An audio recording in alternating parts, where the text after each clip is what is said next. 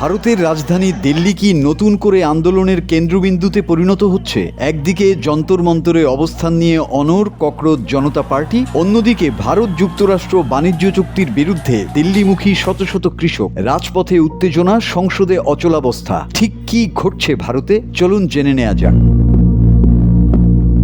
সংসদ ভবন অভিযানের পর দিল্লির রাজনৈতিক উত্তাপ এখনো কমেনি। গতকাল দিল্লি পুলিশ যন্তর মন্তরে ককরোচ জনতা পার্টি বা সিজেপির ধর্ণামঞ্চ ভেঙে দিলেও আজ ভোরেই আবার সেখানে ফিরে এসেছে আন্দোলনকারীরা।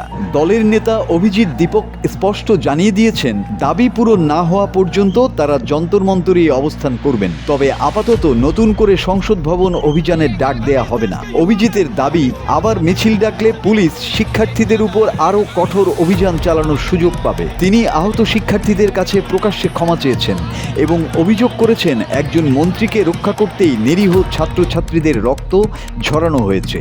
অন্যদিকে দিল্লি পুলিশ বলছে, আন্দোলনকারীরাই আগে হামলা চালিয়েছে। ইতোমধ্যে 5টি মামলা হয়েছে, আটক করা হয়েছে 70 জনের বেশি শিক্ষার্থী। পুলিশের দাবি, তাদের 118 সদস্য আহত হয়েছেন, আর আন্দোলনকারীদের দাবি শতাধিক শিক্ষার্থী হাসপাতালে চিকিৎসা নিচ্ছেন।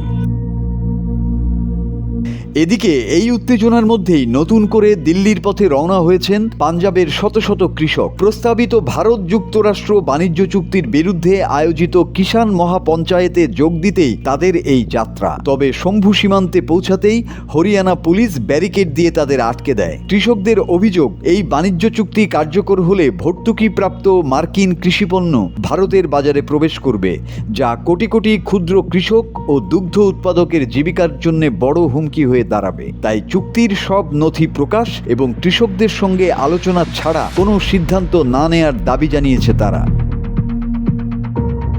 একদিকে ছাত্র আন্দোলন, অন্যদিকে কৃষকদের নতুন বিক্ষোভ। দুই দিক থেকেই এখন চাপের মুখে ভারতের কেন্দ্রীয় সরকার। দিল্লির রাজনীতি কোন দিকে মোড় নেয় আর এই দুই আন্দোলনের পরিণতি কি হয়, সেদিকেই এখন নজর পুরো দেশের। Desk report, 24 hours Bangla.